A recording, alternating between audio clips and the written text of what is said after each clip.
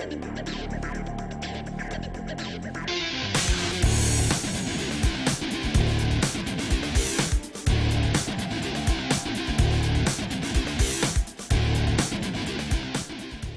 I'm Philip Stoten from EMSNow. We're here in Southern California at Apex 2013, and I'm joined by Frank from PVA. Frank, thanks for stopping by. Thank you for having us. We're just enjoying a little bit of a musical interlude here, but I brought my own theme music. Oh, that's good. Okay, you're not going to sing though? No, I will not, okay, unless requested. Yeah, well, that might happen. So let's start by exploring some of the products that PVA are promoting here, and, sure. and what specifically you have new for the US market. Sure. Most of our customers at Apex tend to want to see out of PVA our selective coating platforms. That's probably what we're best known for.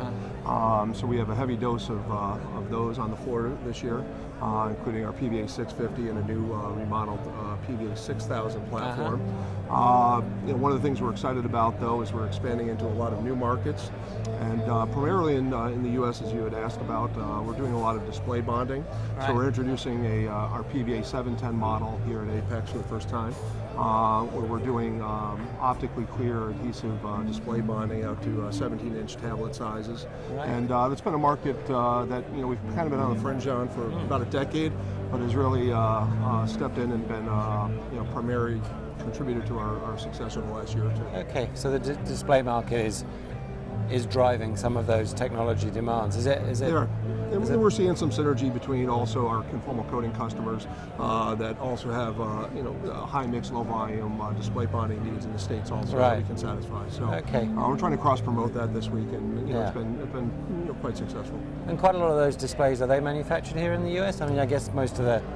Yeah, I think most of the high volume stuff is naturally in Asia, but again, a lot of our customers domestically here are doing a fair amount of high mix, low volume requirements that they need in the States. And I think we found a very competitively priced and configured solution that kind of does everything all in one. Yeah. And it's worked out pretty well for us thus far. Yeah, yeah. And in terms of other sectors of the US market that are driving your demand, what are the kind of end user products that are? Sure, automotive electronics has been huge for us.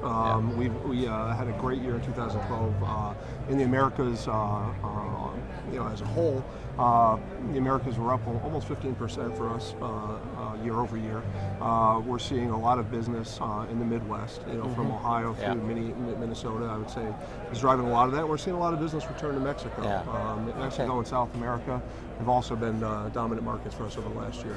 So. Okay, and the business that's returning to Mexico, I guess returning from Asia? Yeah, I think Asia overall was pretty fair last year. We saw significant growth in China, but I would say declining markets outside of China within Asia.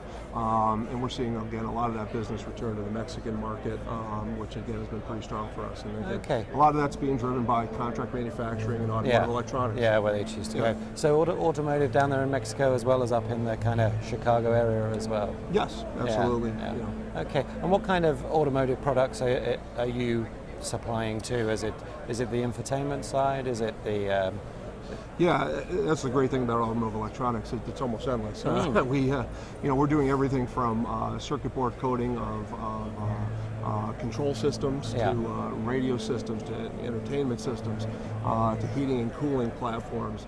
We're doing general dispensing of thermally conductive adhesives for castings, for enclosures. So really the opportunities are endless. We're starting to get into a lot of back-end assembly into that market too, where we're getting into automatic screw driving and pick and place, utilizing our standard robotic dispensing platforms and crossing them over to some other non-dispensing tests as well. Yeah. And does it seem that that industry has constantly got new demand, constantly got new innovation that's driving through, and highly customized too. Yeah. They want we're really selling a process, not a machine, and we're always starting with a base concept, and everyone wants it kind of tailored to what's going to fit their manufacturing process the best. And it should kind of, because of the nature of the automotive industry with respect to reliability, I guess you're able to achieve a kind of best-in-class standard that you can then apply to other.